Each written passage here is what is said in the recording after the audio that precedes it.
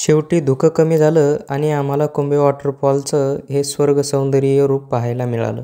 तर जय शिवशंभू मित्रांनो, रविवारचं कुठंतरी फिरायला जायचं म्हणून आम्ही कुंभे वॉटरफॉलचा प्लॅन फिक्स केला.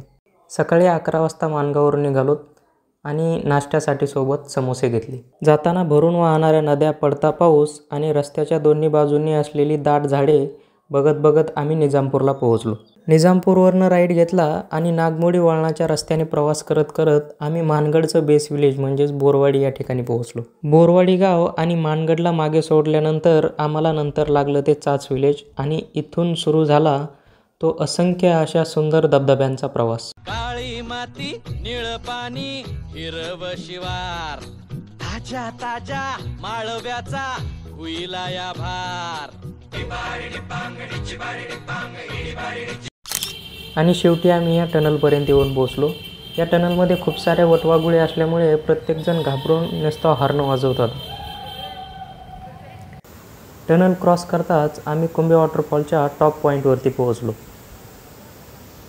इथे पोहोचल्यानंतर सगळ्यांनी ग्रुप फोटो घेतले.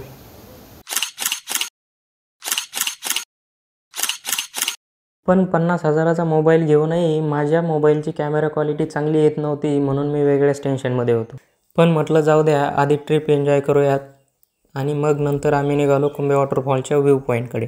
आणि इथे पोहोचल्यानंतर या दाट धुक्याने आमचं स्वागत केलं, ज्यामुळे कुंभे वॉटरफॉल अजिबात दिसतच नव्हता. धुकं कमी होईपर्यंत आम्ही नाश्ता करण्याचं ठरवलं. माझे वांगडा चल नको, माझे वांगडा चल नको, माझे वांगडा चल नको, मेरे साथ चल नको.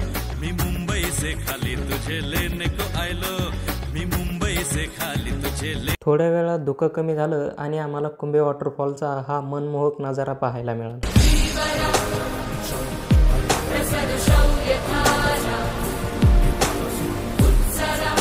बाकी आजचा व्हिडिओ कसा वाटला ते कमेंटमध्ये सांगा. आणि माझ्या या नवीन अकाउंटला जर तुम्ही आतापर्यंत फॉलो केलेलं नसेल तर आत्ताच फॉलो करून घ्या.